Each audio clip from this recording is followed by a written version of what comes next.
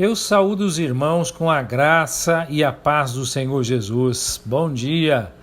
Meus irmãos, hoje entramos no 13º dia de exposição do livro do profeta Isaías.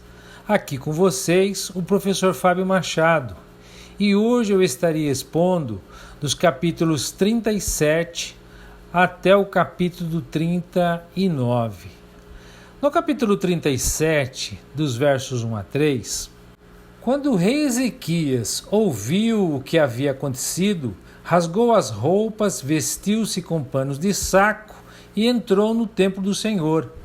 Enviou os oficiais que encontraram-se com Rabsaque, vestidos também de pano de saco, ao profeta Isaías, com a seguinte mensagem: Assim diz o rei Ezequias: Hoje é um dia de angústia, insulto e humilhação. É como quando a criança está prestes a nascer, mas a mãe não tem forças para dar à luz. No verso 4, nós temos um questionamento bem interessante. Será que Yahvé, seu Deus, repetido 2 vezes, e não Yahvé, o nosso Deus, sugere um sentimento de indignidade e um reconhecimento do lugar especial que Isaías tinha diante de Deus? Bom, será que Yahvé ouviu as afrontas de Rabsaque e vai castigá-lo por suas palavras? Sua esperança, portanto, é que Yahvé responda de alguma forma a fim de limpar seu nome. E ele pede a Isaías que ore pelo que restou do reino, uma vez tão grande e agora reduzido a um lamentável remanescente. Nos versos 5 a 7, notamos em primeiro lugar que a narrativa agora o chama de rei novamente. É uma narrativa oficial, e Isaías lhe envia uma resposta de Yahvé em estilo majestoso. Ele dá ao rei Ezequias o respeito que merece. Ele não precisa orar, porque sabe que Yahvé está prestes a agir. Chega um momento em que a oração se torna descrença. Eles devem dizer ao rei Ezequias que ele não deve ter medo, porque Deus pretende livrá-los de Senaqueribe por meio de um boato que o fará voltar para a sua própria terra, onde será assassinado. No verso 8, enquanto isso, Rabsaque havia retornado ao rei da Síria, encontrando-o em Líbina. Provavelmente é a maneira de Isaías indicar a rendição de Laquis. Sem dúvida, o cerco a Jerusalém também continuou. Lá no segundo livro de Reis, capítulo 18, onde ele é mencionado, não há sugestão de que o Tartã ou Tartano voltou com ele. Possivelmente ele ficou para trás para supervisionar o cerco de Jerusalém. Nos versos 9 e 10, em sua chegada a Líbina, chegou a notícia de que o tão esperado exército egípcio estava se dirigindo para o norte sob o comando de Tiraca. Notamos imediatamente a mudança de tom. Agora ele é chamado de rei Ezequias, e em vez dele, disse que é o Senhor que está em falta. E o texto diz: Não te enganes, o teu Deus em quem confias, dizendo: Jerusalém não será entregue na mão do rei da Síria, tentando enganar o rei. Nem há qualquer menção ao Egito. Essa ameaça agora é muito real e ele não quer que Ezequias saiba disso. Nos versos de 11 a 13, o velho argumento é produzido mais uma vez, e era sólido. Tudo o que foi afirmado era verdade. Todas essas cidades e lugares haviam sido conquistados em um momento ou outro pelo poderoso exército assírio. E se Jerusalém adorasse Baal ou Moloque, o que é claro que alguns o faziam, o mesmo teria acontecido com eles. Mas Ezequias introduziu reformas e concentrou a adoração em Yahvé, e um grande número o seguiu. Assim, eles serviam ao Deus vivo, e nisso residia a diferença. No verso 14, Ezequias estava aprendendo lentamente o que deveria fazer. Ele levou a mensagem e a espalhou, a abriu diante de Deus na casa de Yahvé, Foi um apelo direto a Yahvé. A ideia era que ele iria então ver e saber o que havia sido dito. Nos versos de 15 a 20, ele declara sua fé, que Yahvé é o único Deus sobre todos os reinos do mundo. Ele é o Criador de todas as coisas. Em seguida, ele apela a ele para ouvir o que ele tem a dizer, que ele considere que o seu nome foi blasfemado e que o opróbrio está sendo trazido sobre ele. Mas então, ele tem que admitir que o rei da Síria estava certo até determinado ponto. Eles realmente devastaram muitos países e humilharam muitos deuses. Mas esse era o ponto. Esses deuses eram feitos de madeira e pedra e, portanto, podiam ser destruídos. Eles foram simplesmente feitos pelo homem. Em seguida, Ezequias ora para que Yahvé, o Senhor Deus, o salvasse do poder desse rei, e que então todos os reinos da terra saberiam que somente ele é Deus. Nos versos 21 e 22, a resposta de Deus a ele veio por meio de Isaías. Deus ouviu a oração de Ezequias e, por ter colocado sua confiança nele, disse-lhe qual é a sua palavra contra Senaqueribe. Em sua mensagem, o Senhor retribui o escárnio. Senaqueribe é comparado ao grande e importante pretendente que é desprezado pela jovem Jerusalém. Ela rejeitou sua oferta com risos, porque o desprezava. Ela balança a cabeça para ele enquanto ele se afasta. O pretendente abandonado é rejeitado. Essa é a resposta de Jerusalém ao grande rei. Ele é rejeitado como um pretendente inadequado para ir embora com a sua cabeça baixa. Nos versos de 23 a 25, agora a acusação mais séria deve ser tratada. Por suas ações e palavras, ele trouxe ao descrédito o único, o Santo de Israel, o Senhor soberano que está sobre todas as coisas, e desafiou sua onipotência. Suas palavras têm sido uma reprovação contra seu próprio nome e, portanto, pura blasfêmia. A imagem é vívida. Ele ergueu a voz e os olhos em um desafio arrogante. Ele se gabou do que faria com seu poder e força, sua onipotência, que seria sua multidão de carros, seriam suas provas finais do grande poder desse homem.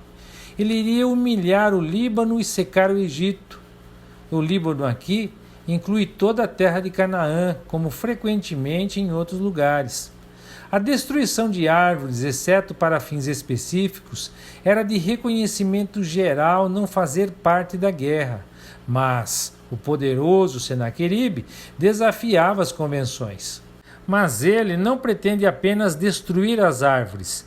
Ele as vê, e os rios também, como representantes dos povos orgulhosos que ali vivem, aos quais ele humilhará. Assim, o Líbano será despojado de grandes homens e árvores. E ele também é o Senhor do abastecimento de água. Sempre que ele cava, ele bebe água. Em outras palavras, quando ele deseja, tudo está sempre sob seu controle. E assim ele pode e vai secar o rio Nilo e seus afluentes pelo uso de seu pé, simplesmente pisando nele, junto com as pessoas que vivem dele, ou seja, todo o Egito. Nos versos 26 e 27, Yahvé indica a Senaqueribe que ele deve antes reconhecer que ele mesmo é apenas um fenômeno recente. Que ele, portanto, considere agora o que Yahvé fez. Foi ele, Yahvé, o Senhor Deus.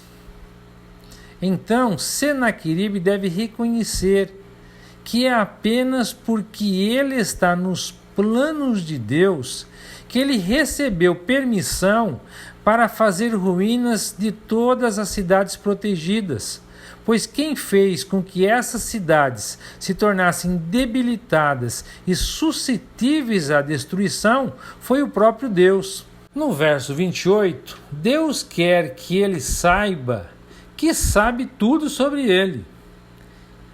O Senhor sabe quando ele se senta, sabe quando ele sai, quando ele entra e fica a par de cada palavra que ele pronuncia.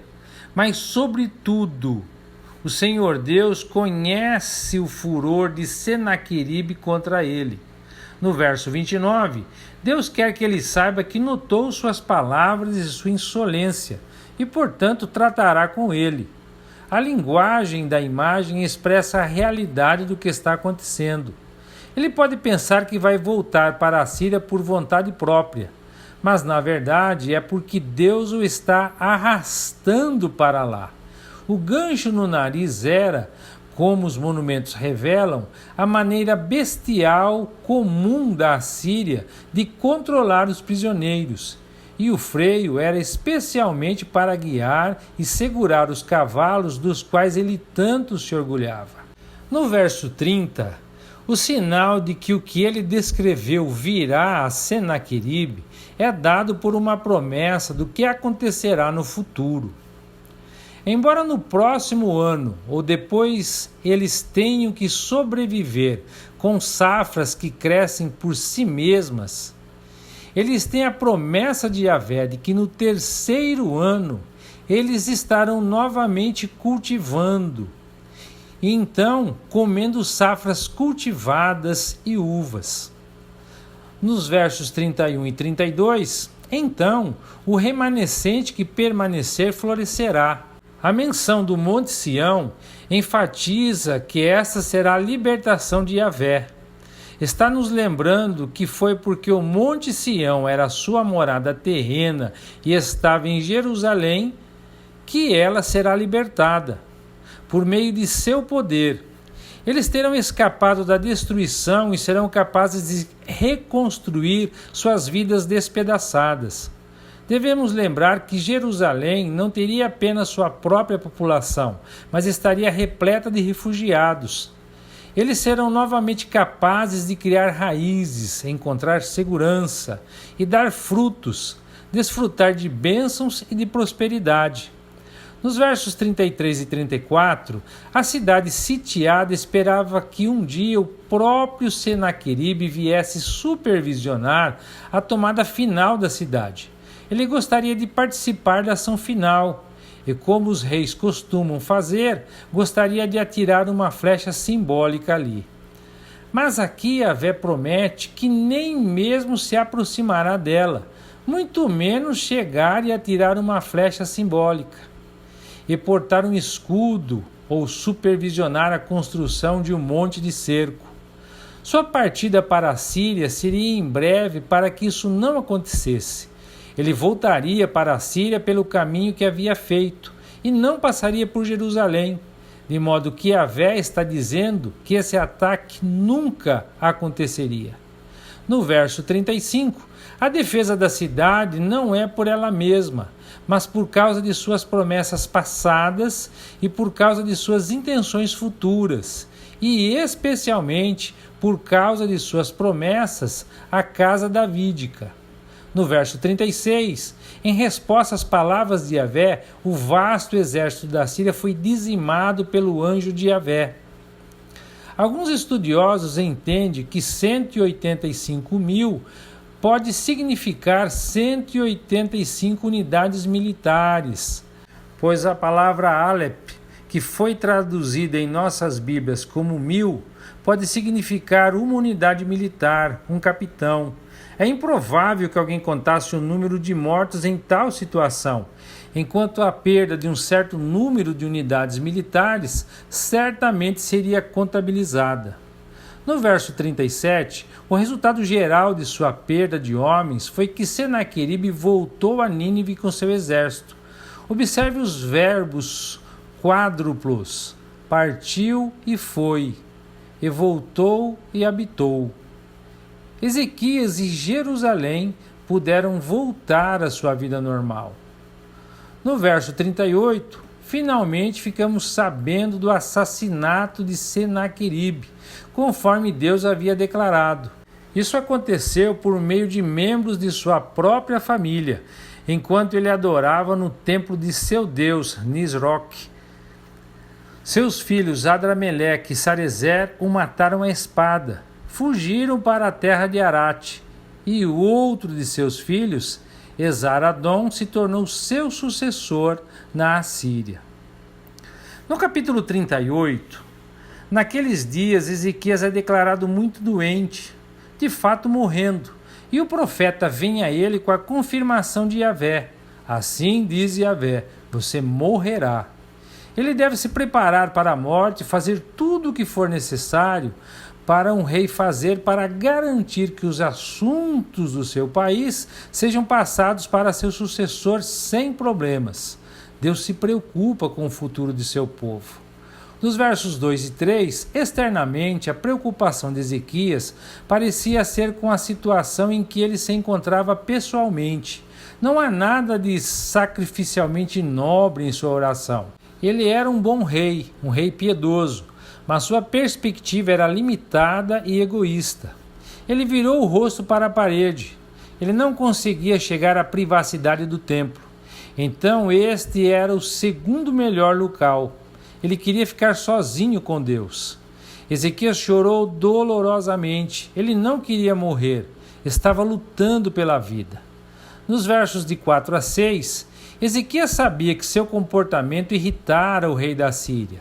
Isso certamente deve ter sido parte da razão de sua angústia, que ele estava morrendo quando seu país mais precisava dele.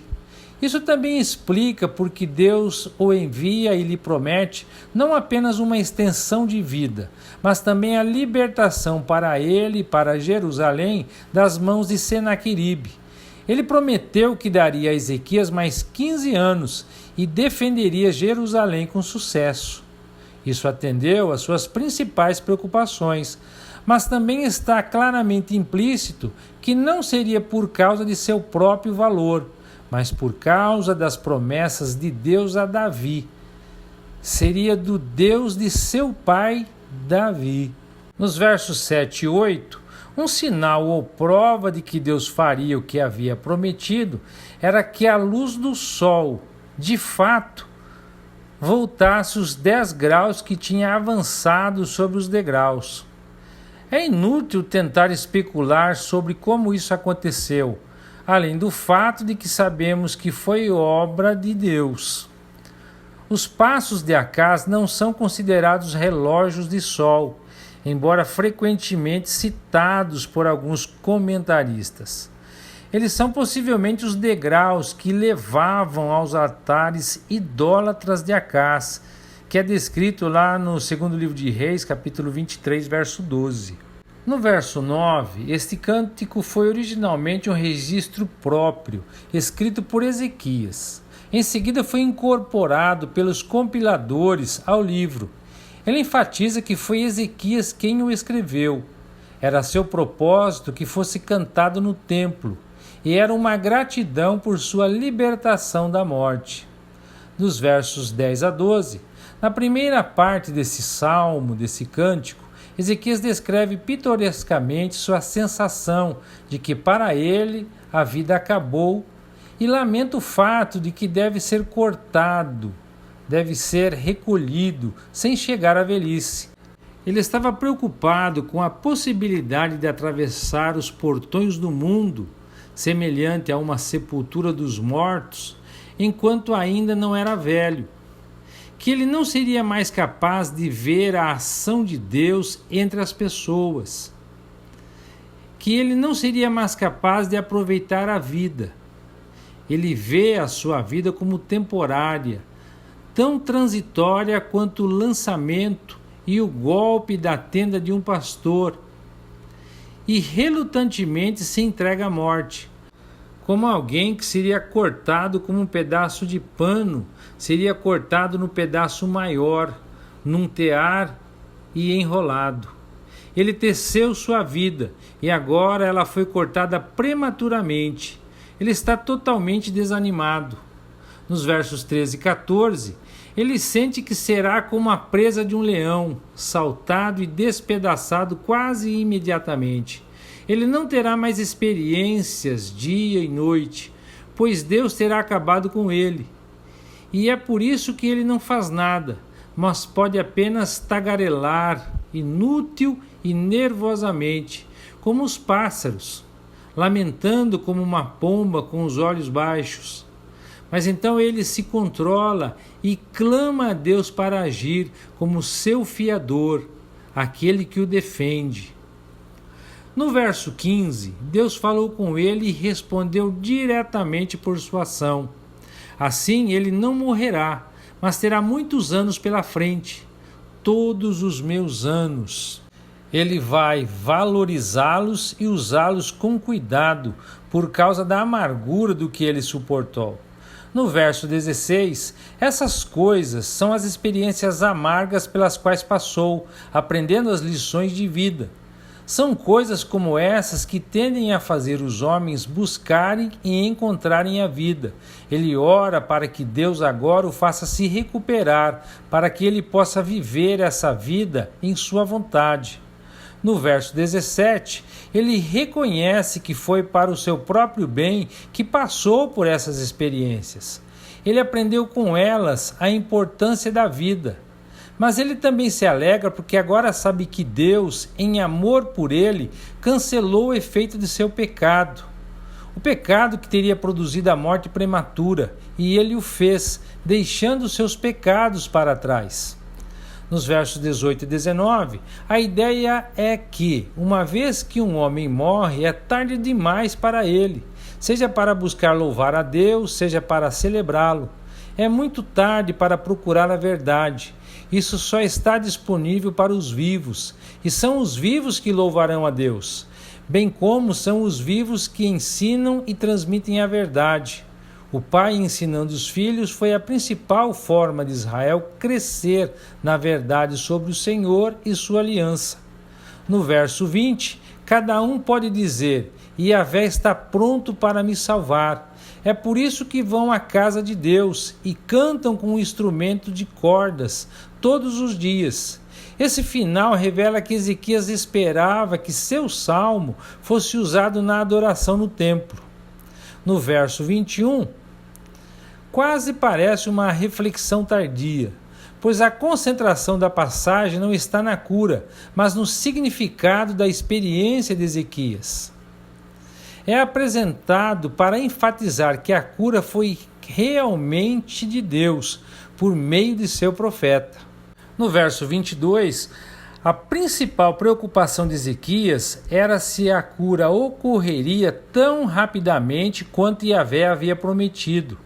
Lá no primeiro livro de Reis, capítulo 20, verso 28, explica que o sinal que foi dado a Ezequias havia de fato sido pedido por ele, como prova de que seria curado, para que pudesse subir à casa de Yahvé em 3 dias. E fica claro aqui que essa é a sua principal preocupação, por sua própria cura e progressão a partir dela.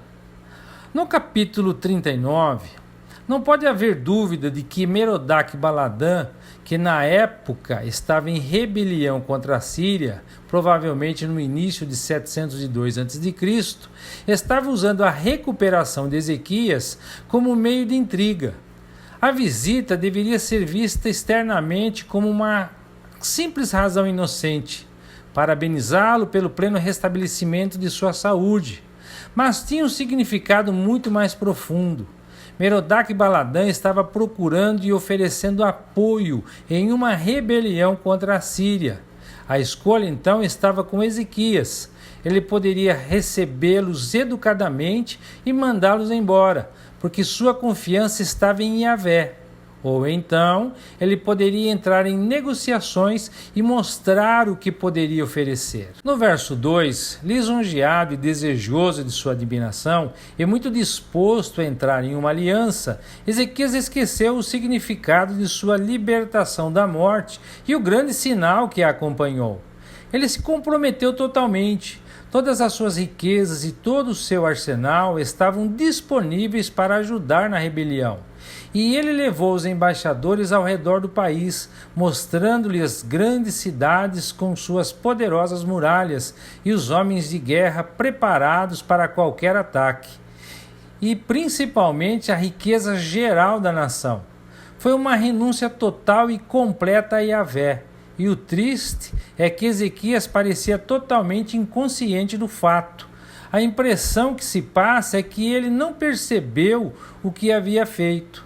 No verso 3, Isaías tinha visto esses senhores ricos e poderosos e sabia que algo ruim estava acontecendo. Mas ele não foi capaz de fazer nada até que eles fossem embora. Mas então, depois que eles partiram, ele imediatamente procurou a presença do rei e perguntou quem eles eram e de onde tinham vindo. É, no entanto, provável que ele já tivesse uma boa ideia de qual seria a resposta. Eles vieram a mim de uma terra distante, sim, da Babilônia. Lemos a resposta de Ezequias.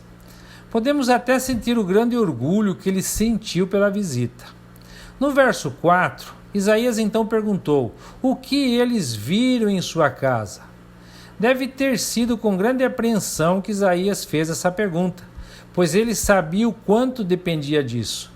Ele deve ter tido grandes esperanças após os grandes sinais e libertação de Deus, de que Ezequias confiaria totalmente em Deus e não buscaria alianças. E agora ele percebeu que todo o futuro dependia da resposta de Ezequias. Mas ficamos com a impressão de que ele já sabia em seu coração qual seria ela. Ezequias respondeu: eles viram tudo o que há em minha casa. Não há nada entre os meus tesouros que eu não tenha mostrado a eles. Ezequias respondeu pronta e abertamente. Ele havia mostrado tudo a eles. Ele estava totalmente comprometido com uma aliança. Ele havia comprometido tudo o que ele tinha. Nos versos 5 a 7, então Isaías disse: ouça essa mensagem do Senhor dos Exércitos para você. Está chegando o dia em que tudo em seu palácio, todos os tesouros que seus antepassados acumularam até agora, será levado para a Babilônia. Não ficará coisa alguma. Até teus próprios filhos que tu gerares serão levados para o exílio, e lá se tornarão eunucos e servirão no palácio do rei da Babilônia.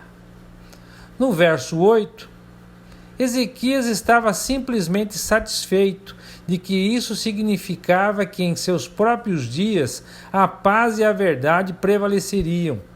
Ele estava bastante preparado para a futura casa de Davi ser escravizada, contanto que pudesse ser livre agora. Como ele era totalmente diferente do próximo servo que nós veremos, não admira que o rei vindouro tivesse que nascer milagrosamente.